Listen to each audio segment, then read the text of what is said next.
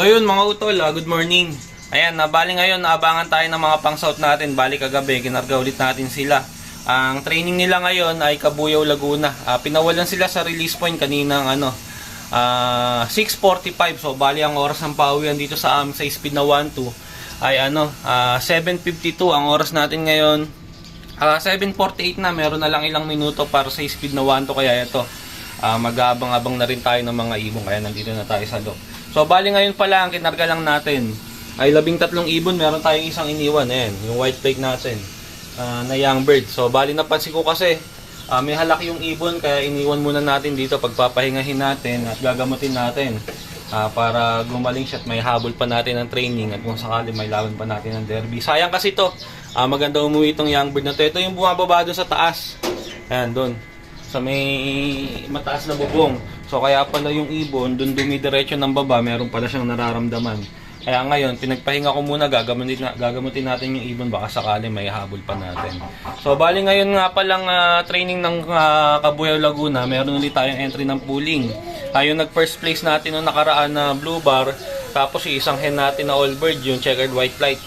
Tingnan natin kung ano yung magiging lagay ng uwi nila ngayon. So sana, swertihin ulit tayo ngayong pooling. Sana mag first bird ulit yung naka-entry natin. Kaya ito, mag-aabang-abang na rin tayo.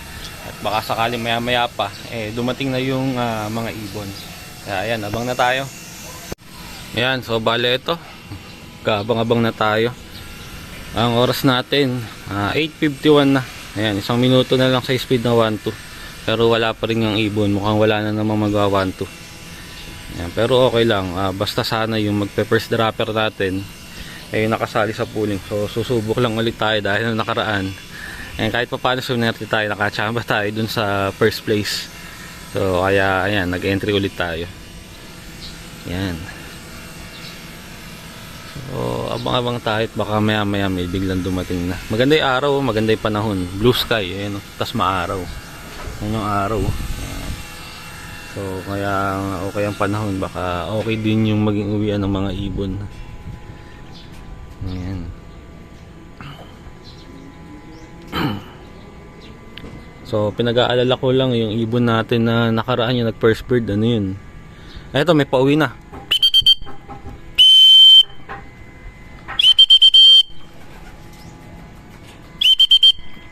Ay, siya na naman ata ito.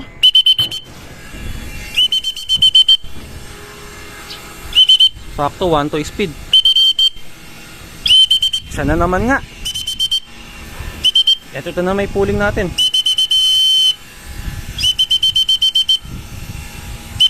Nako, natakot. Yung sinasabi ko.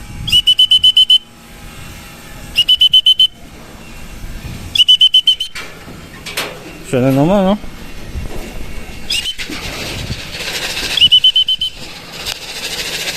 Ang problema, ayaw na pumasok.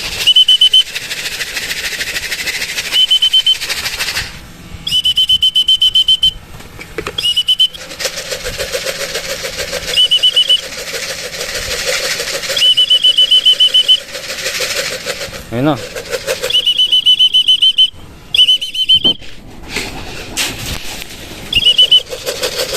Ayun na. Lock lang muna natin. Pasok. So bale yun, dumating na yung ano natin, yung entry natin ng pooling. First bird siya. Siya na naman ang first bird. Ang problema, ayaw pumasok. Yun na nga ba sinasabi ko nung nakaraang dumating siya, nung hinuli natin siya, yung ibon medyo natakot.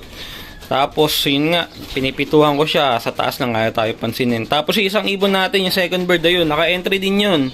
So silang dalawa yung unang dumating, kasi ito meron na tayong third bird, ayan. So sayang kasi hindi siya agad pumasok. Halos nag-ubos yung ibon ng isang minuto mahigit. Hindi ko agad na-i-clock. Sayang talaga. Kung sana pagbaba niya na-i-clock din natin siya kaagad, malaki-laki sana ulit yung chance niya. Kaso yun, nag-ano naman siya, nagloko-lokohan siya dun sa labas, hindi siya agad pumasok. So sayang, pero mukhang possible pooling winner pa rin naman yung ibon. So hindi pa rin masama. So silang dalawa, siguro baka possible pooling winner, baka pumasok sila sa top 10. Ayan, sayang lang yung yung baba ng ibon, siya na naman ng first bird. Kaso ayun hindi ba naman umano Hindi ba naman na pumasok agad So sayang pag ganyan mga pooling, kinakailangan wag siya magsasayang ng oras. Ayan. So pero okay lang. Ang importante makabalik tayo, pooling winner pa rin yung ibon.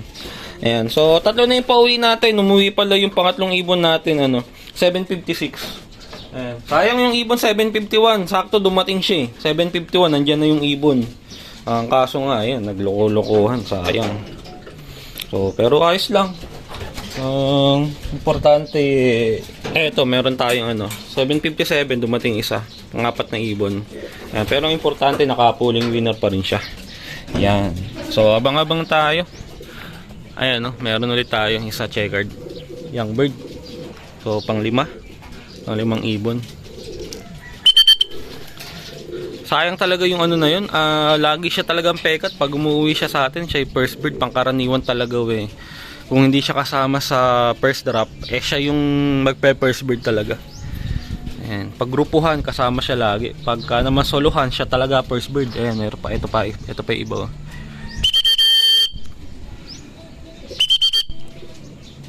Ayan, ilan itong ibon natin. Saka pala yung nag-second bird natin, yung naka-entry natin ng pooling din. Kahit pa paano, maganda rin umuwi yun. So, isa din sa mga consistent natin. All bird natin dati yun Ayan Bali, tatlo yung dumating natin. Tatlong ibon.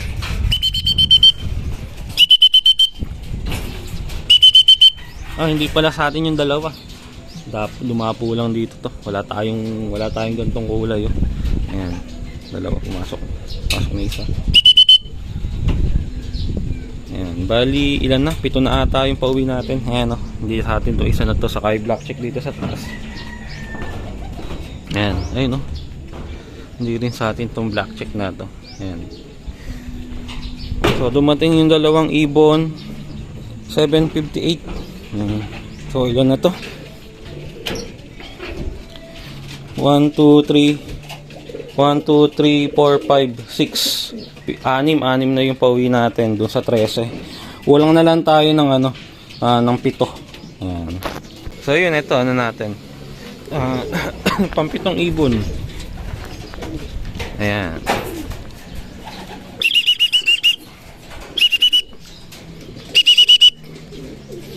Ayan, 7 na yung pauwi natin, kulang na lang ng 6. So medyo naging yung pauwi mga huling drop, medyo bumagal na kasi itong ibang ibon natin dito halos magkakasunuran lang. Ito medyo bumaktaw ng malaki. Ayan.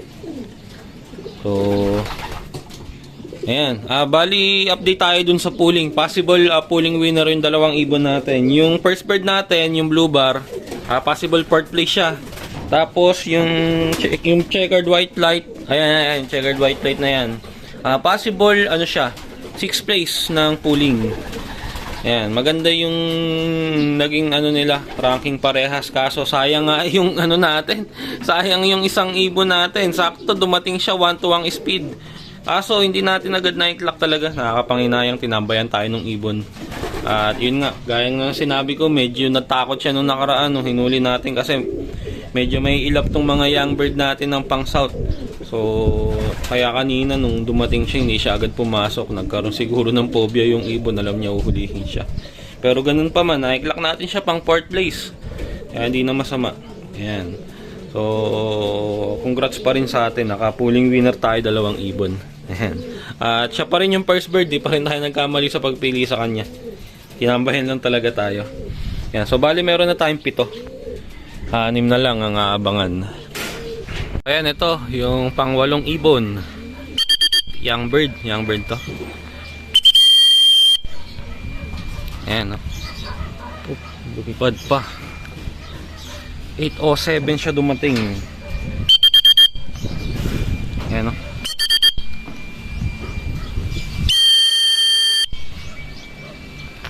lipad pa ng lipad. Ayan, may nakakasabay. Ayan.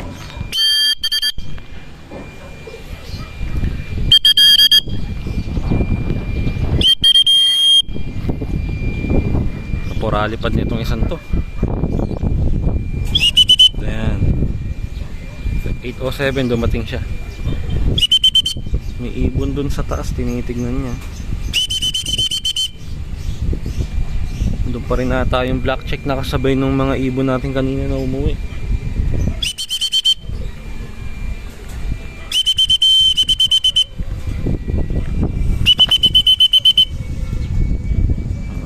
Tignan niya yung ano, yung ibon sa taas.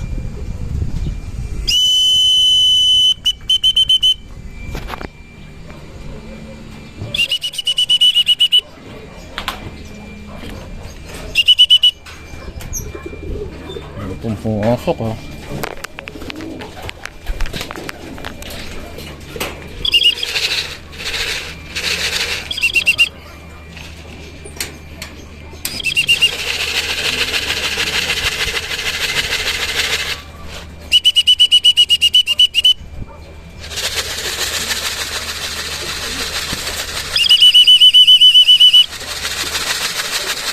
Yun.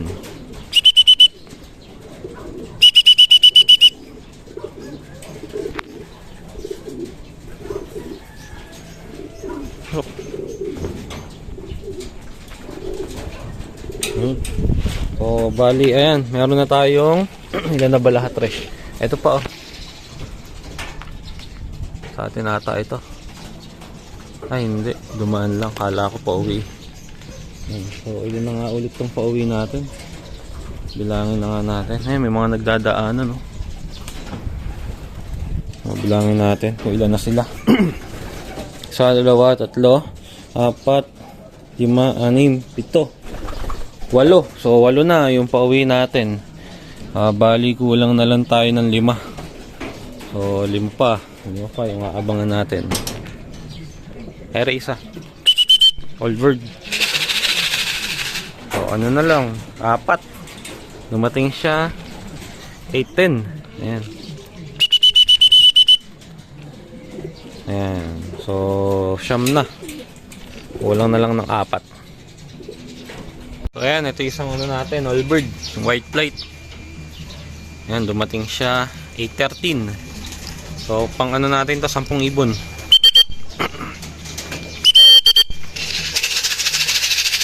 Ayan.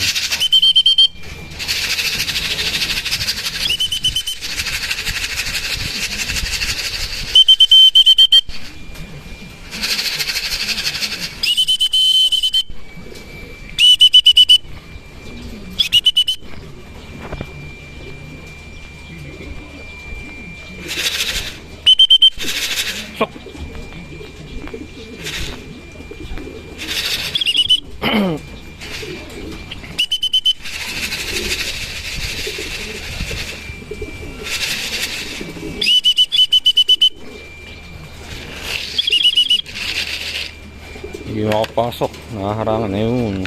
So 10 na, kulang na lang ng 3. So ito yung isang all bird natin, meron na naman kasabay isa. Ayan, di sa atin yung kasama, pero yung isang all bird, yung isang ibon sa atin, yung all bird natin yun.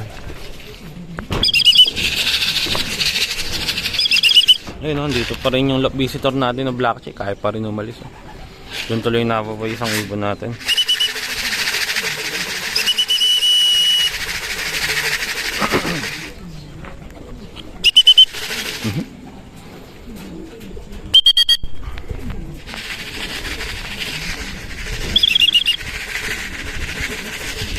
Ang labing isa, 2 na lang ang kulang natin. Ayan.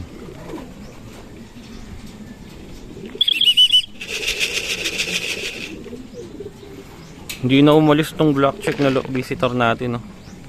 Kanina pa siya dyan, kasabay pa ng mga first dropper natin yan, eh. Kasi yun, meron pa isang checker doon, yun, sa taas, kasama na itong ano natin, pang 11 ibon. Ayan. So, papahinga lang siguro tong mga ibon na ito, mamaya alis din yan.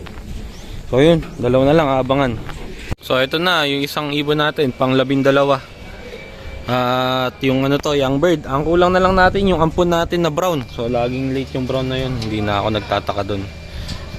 Ayan. At importante yung mga young bird natin nandito na, saka yung mga old bird. At yung brown naman natin na yun, ano lang yun, baga naisipan ko lang i-training dahil nga ayaw niya umalis dito sa atin, umuwi siya eh. Pero ngayon nga, lagi siyang late umuwi. Ayan, dumating na itong pang 12 ibon. Dumating siya 8:19. So pasok pa rin naman sa oras. Hindi naman siya nagpa-cut-off, kaya ayos. Lahat ng ibon natin na na all bird saka young bird, umoras naman silang lahat. Ito din, mabagal lang tong ibon na to. Lagi siyang kulelat umuwi. Ayan. So ayos. Kumpleto na yung 12 natin. Wala na nga lang si ampon. Maya ang konti pakakainin na natin to. Hindi na natin hihintayin yung ampon natin. At gutom na to mga ibon natin. Papahingahin lang natin ng konti yung mga last dropper natin bago tayo magpakain. Yan. So ayun, mamaya na lang. So ayun, at 8:51 na. Wala pa rin yung brown. Papakain na tayo ng mga ibon natin. Ayun sila oh, gutom na, naghihintay na. So kaya pakainin na natin tong mga to.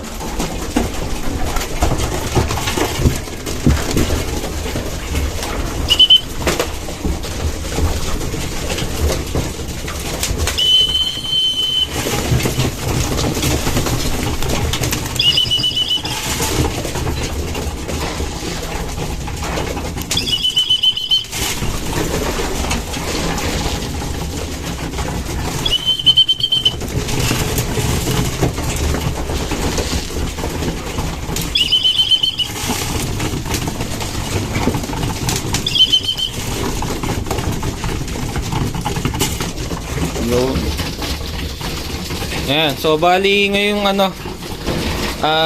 training at pooling ng Kabuyaw, Laguna. Bali 2 ibon nga yung in-entry natin ng pooling. Yun yung isang blue bar natin na nag-first bird kanina. Oh, ito na yung brown. Ayan oh. Ito na siya oh. Ayan, dumating na.